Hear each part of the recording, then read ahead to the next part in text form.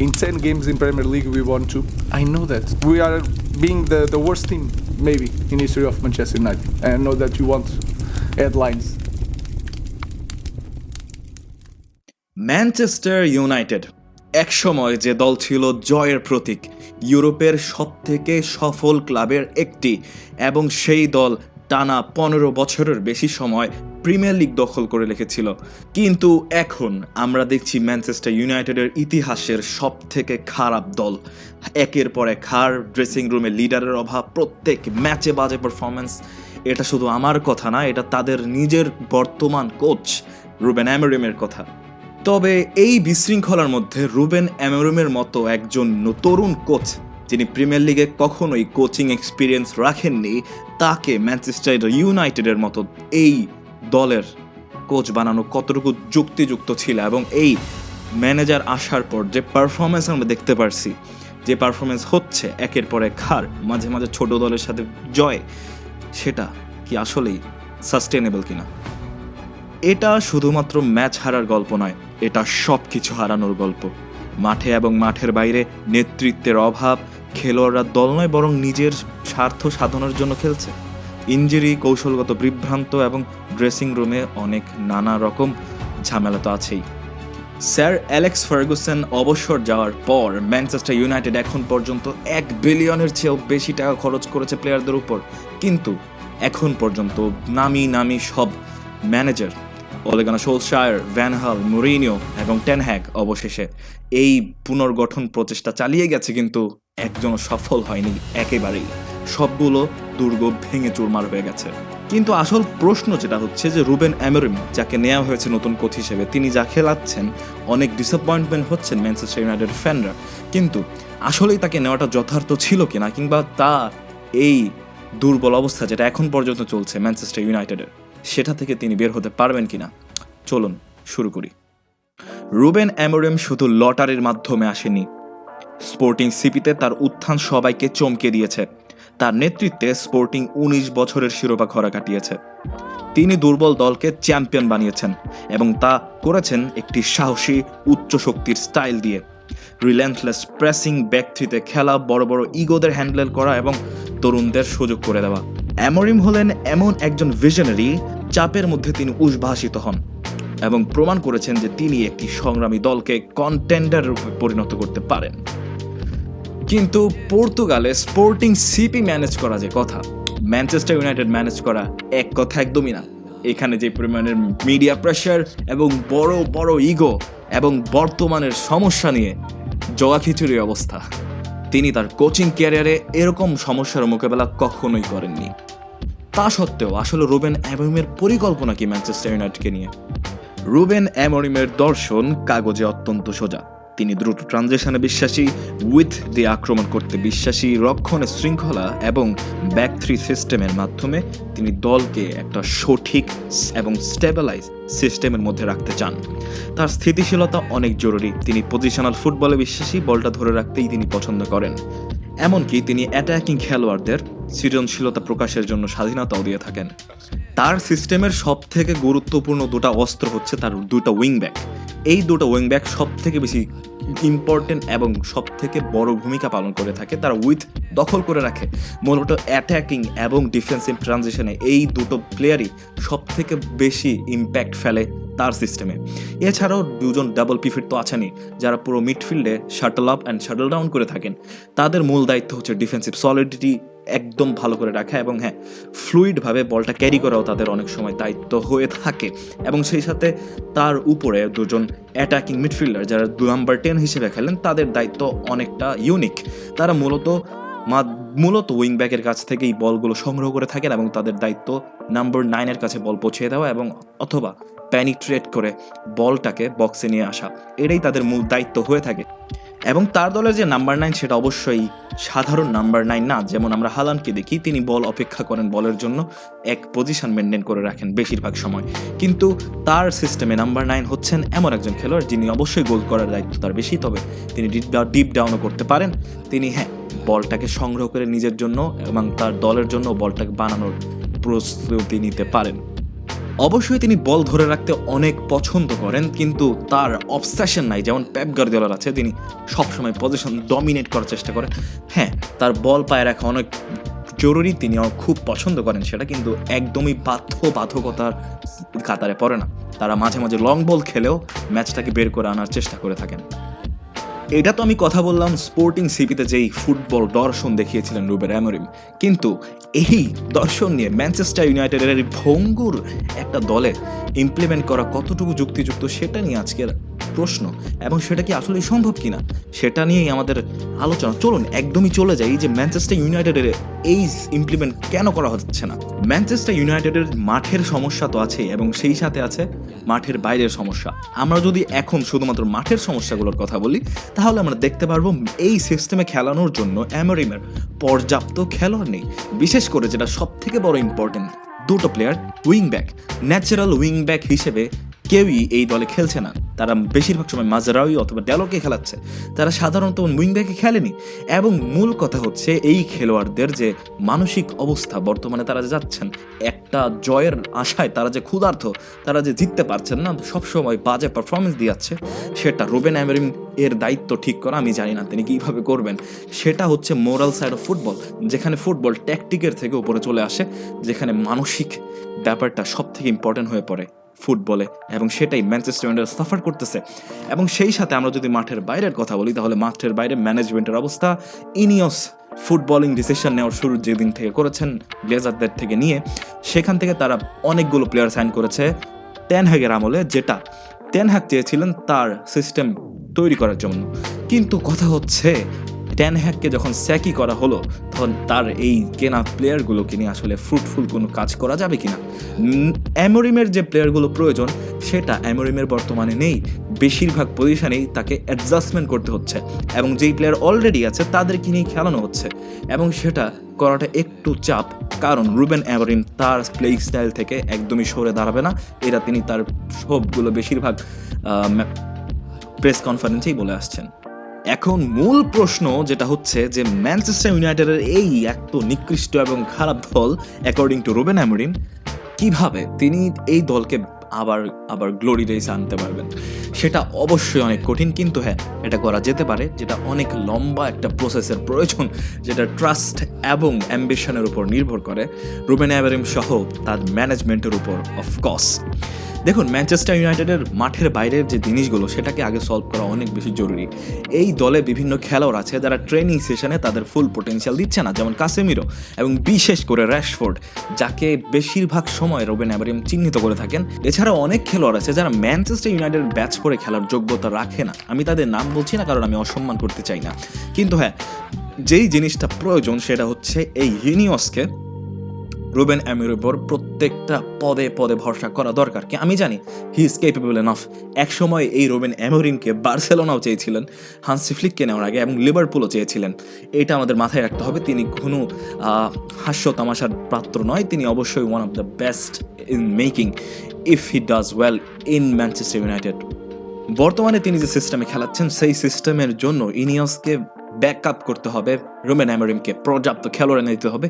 হয়তো বা এই ট্রান্সফার উইন্ডোতে হচ্ছে না, পরবর্তী সামার ট্রান্সফার উইন্ডোতে যেতে হবে, কিন্তু এই সময়টুকুতে ব্যাক করতে হবে রুবেন অ্যামোরিমকে। এবং রুবেন অ্যামোরিমের যে দায়িত্ব সেটা হচ্ছে তার দলকে কনস্ট্যান্টলি জেতানো। সিস্টেম, পজিশন, ফুটবল সবই ঠিক আছে, কিন্তু মূল কথা হচ্ছে যখন আপনি খেলাইতেই পারবেন না, যখন আপনি ম্যাচই জিততে পারবেন না, তখন আসলে প্লেইং স্টাইল ম্যাটার করে না। রিসেন্ট একটা এক্সাম্পল যদি আমি দেই, সেটা হচ্ছে ম্যানচেস্টার সিটি। ম্যানচেস্টার সিটি সব বরাবরই ভালো খেলে থাকেন, পজিশন দখল করে রাখেন, কিন্তু সেটা সব সময় ফ্রুটফুল হয় না। আপনি যত ভালো ফুটবলই খেলুন না কেন, যতক্ষণ না পর্যন্ত আপনি গোল করতে পারতেছেন, যতক্ষণ না পর্যন্ত আপনি ম্যাচ জিততে পারতেছেন, ততক্ষণ পর্যন্ত কোনো সমস্যা ট্যাকটিক্যালি সমাধান করা সম্ভব নয়। এটা খুবই কঠিন। Mentally you have to be strong enough. এবং আমরা দেখেছি ইনজুরি এই দলের খুব বড় একটা অভিশাপ নেমে এসেছিল টেন হ্যাগের আমলের যদি কথা বলি, এবং সেই ব্যাপারটা অনেক সময় কোয়েশ্চেন তুলে যে ম্যানচেস্টার ইউনাইটেডের স্ট্রাকচার, যেটা অনেক সময় অনেক রিউমার আসতেছে যে ওল্ড ট্র্যাফোর্ডে পানি বৃষ্টি গড়ায় পড়তেছে, যেটা স্বাভাবিক, বাট অনেক সময় অস্বাভাবিকভাবেই পড়ে। আবার ইনডোর পাওয়া যাচ্ছে, তাদের জিমন্যাসিয়ামের অবস্থা নিয়ে তো রোনাল্ডো কমেন্ট করেছিলেনই। তো সব বাজে অবস্থাগুলো মিলে আসলে ম্যানচেস্টার ইউনাইটেডের ইনফ্রাস্ট্রাকচার খুবই বাজেভাবে সমালোচিত হচ্ছে। ম্যানচেস্টার ইউনাইটেডের যে বাজে অবস্থাগুলোর কথা বললাম মাঠের বাইরে, সেগুলো তো আমরা আলোচনা করলামই। তো এখন আমরা আসল ব্যাপারটাই চলে যাব, যেটা হচ্ছে ট্যাকটিক্যাল। মাঠে কীভাবে চেঞ্জ করা যাবে, কী রকম প্লেয়ার প্রয়োজন, কীভাবে খেললে অথবা কাদের এগিয়ে আসতে হবে এই টিমকে বেটার করার জন্য। চলুন একদম আমরা ট্যাকটিক্যাল বোর্ডে চলে যাই। তো অ্যামোরিম ইউনাইটেডের যে ফরমেশনটা এনে খেলাইতেছে সেটা হচ্ছে 3-2-4-1 বেসিক ফরমেশন ইজ ফুটবল।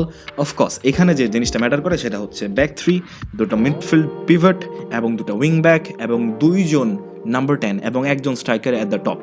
এইটাই হচ্ছে মূলত এই ফরমেশনের বেসিক। বাট রুবেন অ্যামোরিম যেভাবে এই ফরমেশনটাকে তিনি ধরে রেখেছেন সেটা হচ্ছে তার ফিলসফি দিয়ে। সমস্যা হচ্ছে যেটা মেইন প্রবলেম সেটা হচ্ছে মিডফিল্ড এবং এই wing back system. Defence line যতটুকুই এরর করুক না কেন, যতটুকুই যাই খেলুক না কেন, এটার বড় একটা ইম্প্যাক্ট রাখে মিডফিল্ড, যেটা অ্যামোরিমের সিস্টেমে অনেক মিডফিল্ড জরুরি এবং সেটা হচ্ছে সব থেকে বেশি ডিসঅ্যাপয়েন্টমেন্ট করে আমাদেরকে। আমরা দেখি ডিয়েগো ডালো সাধারণ রাইট উইং ব্যাক স্টার্ট করেন, তিনি ঠিকঠাকই খেলেছেন আমার মনে হয় এই পজিশনটাতে, কিন্তু মাজারোই তারপর আমরা বলতে পারি যে ড্যালট এবং মাজারোই দুইজনই রাইট উইং ব্যাক কিংবা উইং ব্যাক পজিশনে, তাদের ন্যাচারাল পজিশন না, তারা সবসময় রাইট ব্যাক ডিফেন্ডার হিসেবে খেলেছেন। কিন্তু উইং ব্যাকের যে সিস্টেম সেটা সম্পূর্ণ ডিফারেন্ট, সেখানে আপনার প্রত্যাশা অনেক ভিন্ন থাকে। উইং ব্যাক একদম শাটল, এইখান থেকে একদম নিচে চলে আসবে এবং উপরে চলে আসবে, এই পুরো ফ্ল্যাঙ্ক তাদের দায়িত্ব থাকে এবং বিশেষ করে রুবেন অ্যামোরিম সিস্টেমে ডিফেন্সিভলি তো অনেক বেশি দায়িত্ব থাকে। আমি মানলাম মাজরো এই ডিফেন্সিভলি ঠিকঠাক খেলেন, ড্যালটও ঠিকঠাক খেলেন, কিন্তু অ্যাটাকিংলি তাদের ইম্প্যাক্ট আহামরি অনেক বেশি না, যেটা উইং ব্যাক থেকে এক্সপেক্ট করা হয়।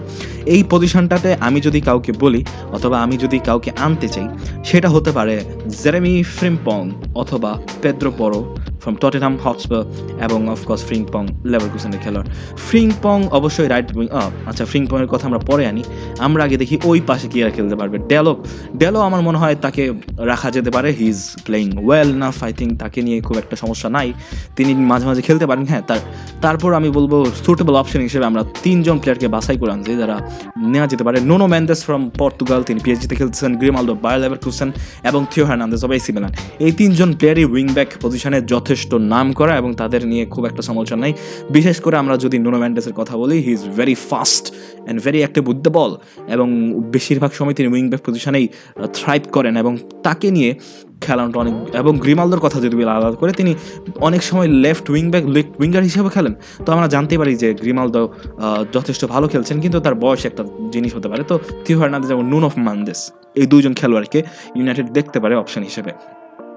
এবং আমরা আরেক পাশে যদি আনি, আমরা যার কথা বলতেছিলাম সে হচ্ছে জেরেমি ফ্রিম্পং অথবা পেদ্রো পরো। এই 2জনকে কেন আমি কথা বলতেছি, কারণ Jeremy Frimpong is a proven right wing back এবং পেদ্রো পরো যথেষ্ট ভালো খেলেছেন আগের বারের স্পোর্টিংয়ের টিমে, যে তিনি অ্যামোরিমের আন্ডারে খেলেছেন, তিনি তার সিস্টেমের সাথে যথেষ্ট পরিচিত। আমার মনে হয় তার মানে নিতে খুব একটা কঠিন হবে না।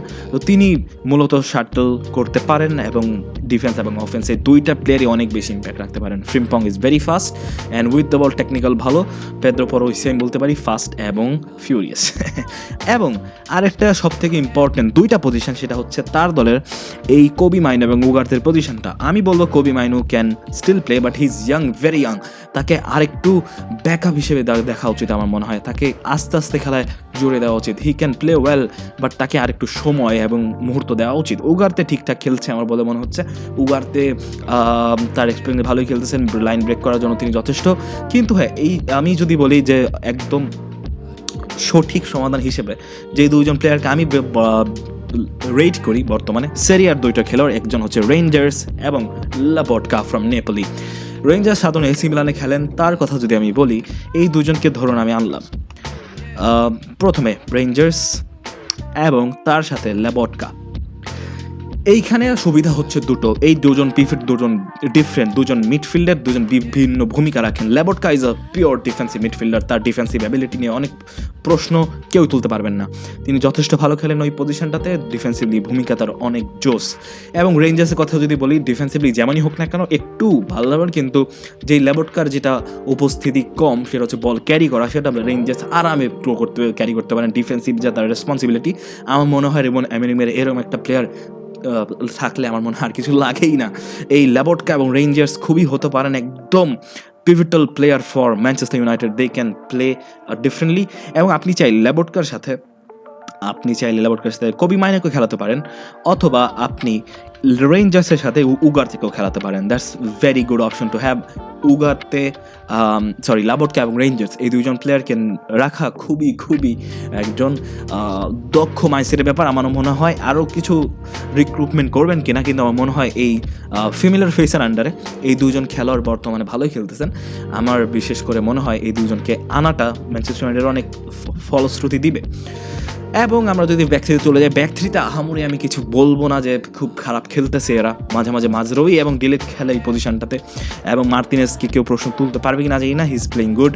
হ্যারি ম্যাগুয়ায়ারকে অনেক সমালোচনা করা হচ্ছে, কিন্তু he can play good as centre back. He is doing great, his mentality is crazy, he is doing a captain job বলা দিতে পারে। এবং তাছাড়া যদি অপশন রাখা হয়, the Marc Guehi of Premier লিগে খেলেন তিনি, ইংল্যান্ডের খেলোয়াড় মার্ক গিউইকে আনা যেতে পারে অ্যাজ আ সেন্টার ব্যাক। আমার মনে হয় আহামরি খুব একটা চেঞ্জের দরকার নাই। হ্যাঁ, ব্যাকআপ হিসেবে ফর ডিফেন্সিভ ব্যাকআপ, যেটা ইনজুরিতে সমস্যা ভুগছেন ম্যানচেস্টার ইউনাইটেড, সেই সমস্যা সমাধানের জন্য ব্যাকআপ হিসেবে প্লেয়ার সাইন করা তো অবশ্যই জরুরি। আমার মনে হয় খুব ইম্পর্ট্যান্ট সাইন করাটা। সাইন করলে বেটারই হবে, আমার খুব একটা খারাপ মনে হয়নি। অননা ঠিকঠাক, কিন্তু সবচেয়ে বড় সমস্যা হচ্ছে আমাদের নাম্বার 9 এবং এই দুইজন ব্রুনো এবং আমাদকে আমার খুব একটা সমালোচনা করার কথা না। তারা দুজন গোলের ইম্প্যাক্ট রাখতেছেন প্লেয়ার, মানে ওই পজিশনটাতে যেটা এক্সপেক্ট করে রুবেন আমরিম, আমার হয় ঠিকঠাকই আছে। তারপরও ব্যাকআপ হিসেবে থাকাটা অনেক জরুরি, বিশেষ করে গার্নাসোকে শুনতেছি লোন আউট করে দিবে। তো হ্যাঁ, একজন নাম্বার 10 এক্সট্রা থাকাটা অনেক জরুরি, যেটা যেমন ফ্লোরিয়ান ভার্টসের কথা যদি বলি, he is gonna be crazy in that position. জাভি আলোনসোর টিমের সেরা খেলোয়াড় ফ্লোরিয়ান ভার্টস, এবং সেই পজিশনে এখানেই জোসভাবে মানায় নিতে পারবে। আমার মনে হয় খুব একটা সমস্যা না। কিন্তু হ্যাঁ, নাম্বার 9-এর ভূমিকা নিতে হবে। জার্জি হয়লন, যার কথাই বলুন, তারা গোল স্কোরিং অ্যাবিলিটি একদম হারাই ফেলছেন ভাই, যার জন্য তাদের আনা হয়েছিল। সেই ভূমিকাটা তারা নিতে পারছেন না। তারা বল পজিশন লস করেছেন। মূলত তাদের যে ক্যারেক্টার সেটা ব্রেক হয়ে গেছে, এবং সেটা সম্পূর্ণ ডিপেন্ড করে ম্যানচেস্টার ইউনাইটেডের কামব্যাক হিসেবে। মূলত তাদের কন্টিনিউয়াসলি ম্যাচ জিততে হবে। That's the most common thing to say, এবং দ্যাটস দ্য মোস্ট এবং ভালো সলিউশন যদি বলি, এইটাই একমাত্র সলিউশন যে ম্যাচ জিততে হবে। ওটার থেকে বড় কিছু নাই আমার মনে হয়। তো অনেক কথাই হলো ম্যানচেস্টার ইউনাইটেড এবং রুবেন আমরিমকে নিয়ে। হ্যাঁ, এই ছিল আমাদের আজকের ব্যাখ্যা, অথবা এই কারেন্ট বাজে পারফরমেন্সের নিয়ে একটা ছোট ভিডিও। সেটা আপনারা আশা করি ভালো লেগেছে। ভালো লাগলে কমেন্ট সেকশন অবশ্যই জানাই দিবেন আমাদেরকে। হ্যাঁ, ম্যানচেস্টার ইউনাইটেড কি ব্যাক করতে পারবে কিনা, এটা নিয়েই স্পেকুলেশন ছিল আমাদের। আপনার মতামত কমেন্ট সেকশনে জানান। আমি জানতে চাই আপনাদের কি মতামত এই নতুন ম্যানচেস্টার ইউনাইটেডের ম্যানেজারকে নিয়ে। তিনি কি পারতেছেন কিনা, কিন্তু পারবেন কিনা। অনেকগুলো বাজে পারফরমেন্স, টানা ম্যাচ হারছে, এবং আমি যখন ভিডিও শ্যুট করছি তারা রিসেন্টলি মার্টিনেজের একটা গোলে জয় করেছেন, এবং সেই ম্যাচটা খুব বাজেই খেলেছেন বলা যেতে পারে। বাট আমার মনে হয় না কোনো ভালো মানুষ চাইবে যে কোনো এত বড় একটা দলের সাথে এরকম বাজে জিনিস হয়ে যাক। আমিও চাই না, আমিও বিশ্বাস করি না এত বড় দলের সাথে ভালো বাজে কিছু হয়ে যাক। এবং হ্যাঁ, এটাই তো আমাদের ফুটবলকে একত্রিত করে, তাই না? দিন শেষে রাইভাল আছে, সবই ঠিক আছে, বাট হ্যাঁ, আমরা চাই ম্যানচেস্টার ব্যাক করুক। হ্যাঁ, এই ছিল আজকের আমাদের ভিডিও।